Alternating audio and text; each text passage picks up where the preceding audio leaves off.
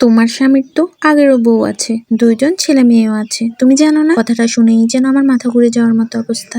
3 মাস হলো পালিয়ে বিয়ে করে ঢাকায় এসেছি। আমার স্বামীর সাথে আমার পরিচয় টিকটক থেকে। আমি টিকটক করতাম, সে বেশ রসিকতার কমেন্ট করতো।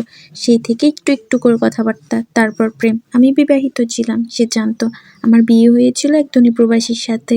তার সাথে যখন আমার পরিচয়, তখন আমার আগের স্বামী বিদেশ। আমার একটা সুখের সংসার ছিল। 1 বছর হয়েছে বিয়ে হয়েছিল সেই সংসারে। 1 বছরের মাথায় আমার বর্তমান স্বামীর সাথে আমার পরিচয় হয়। ও আমায় জানিয়েছিল ও একবার বিয়ে করেছে, কিন্তু বউ মারা গেছে, এবং আরো নানা ধরনের কষ্টের কাহিনী আমাকে শোনায়। আর ও ওর বউকে খুব ভালোবাসতো, খুব যত্ন করত। বিয়ের পর আমি সেভাবে আমার স্বামীকে কাছে পাইনি, আবার সে আমার সাথে কথা বলারও সময় পায়নি। আর এই সুযোগে আমার বর্তমান স্বামী আমার অনেক কেয়ার করত।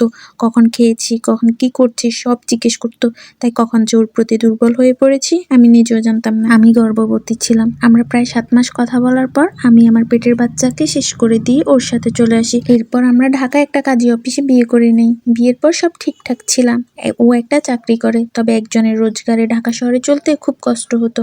আমি বেশ ভালোই লেখাপড়া জানি। আমার আগের স্বামী আমাকে খুব সাপোর্ট করেছে লেখাপড়ায়। আমারও একটা চাকরি হলো, 2 জনের টুনাটুনির সংসার আমাদের। ও আমায় প্রথমে চোখে চোখে রাখে। আমার ফোন কত প্রকার সেটিংসে চালু রেখেছে, হিসাবের বাইরে। আমাকে তেমন কারোর সাথে কথা বলতে দেয় না। আমার বাবার বাড়ি বেশ অর্থ সম্পদ রয়েছে, ভাইদেরও অনেক দাপট রয়েছে। আমি ভাবলাম আমায় অনেক ভালোবাসে, তাই হয়তো হারানোর ভয় পায়। যদি ভাইয়ারা আমাকে এখানে এসে নিয়ে যায়, সেই ভয়ে বোধহয় সে এত আতঙ্কে থাকে। ওর যে নিজের মধ্যে সমস্যা, সেটা আমি জানতাম না। আমি যেখানে চাকরি করি সেখানে ওর গ্রামের একজন আছেন। আমার ফোনের ওয়ালপেপারে ওর আর আমার ছবি দেখে সে আমাকে জিজ্ঞেস করে ও আমার কি হয়। এরপর আমি তাকে বলি সে আমার স্বামী। সব শুনে সে আমায় বলে ওর নাকি গ্রামে বউ বাচ্চা আছে। এইসব শুনে আমি নিজেকে ঠিক রাখতে পারছিলাম না। সেদিন বাসায় এসে ওকে জিজ্ঞেস করি সব সত্যি কিনা। ওর চুপ থাকায় আমার আর বুঝতে বাকি রইল না, আসলেই সব সত্যি। আমি না পারছি ঠিক মতো কিছু করতে, না পারছি কাঁদতে। ভুল তো আমারও। আমি একদম চুপ হয়ে গেছি।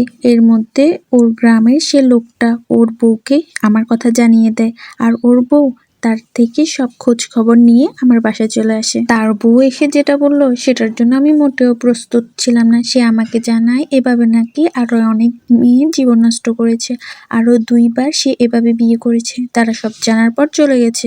সে তার বড় বউ, তাকেও ঠকিয়েছে, মিথ্যে বলে বিয়ে করেছে। কিন্তু তার 2টা সন্তান আছে, সংসার আছে, তাই সে আর সরতে পারেনি। সব শুনে আমি মরবো না কি করব ভেবে পাচ্ছি না। আমি ওই দিনই আমার গ্রামের বাড়ির উদ্দেশ্যে রওনা দিই। সবই আমার পাপের ফল। একটা নিষ্পাপ প্রাণ হত্যা করেছি, তার কাছে তো এই শাস্তি কিছুই না। এক আপুর জীবনের কাহিনী। আমার মনে হয় তিনি শাস্তিটা খুবই কম পেয়েছে। অনেক মেয়ে আছে যারা বাচ্চার জন্য আল্লাহর কাছে 2 হাত ধরে কান্না করে, আর কেউ কেউ পরকীয়ার জন্য নিজের সন্তানকে মেরে ফেলতেও 2 বার চিন্তা করে না।